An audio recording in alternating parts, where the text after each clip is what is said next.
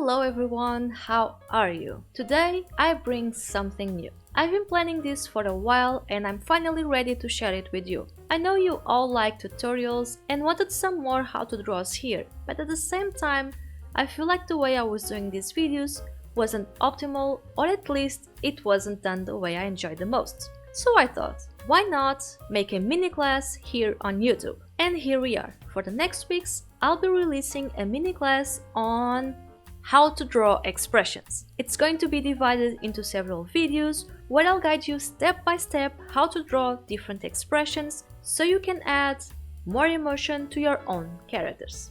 We'll be talking about the basics, references, several expressions, and some tricks and tips to up your expression game. I'll be also giving you some exercises so you can put into practice what you've learned right away. I hope you enjoyed this new format. I'm really excited about it.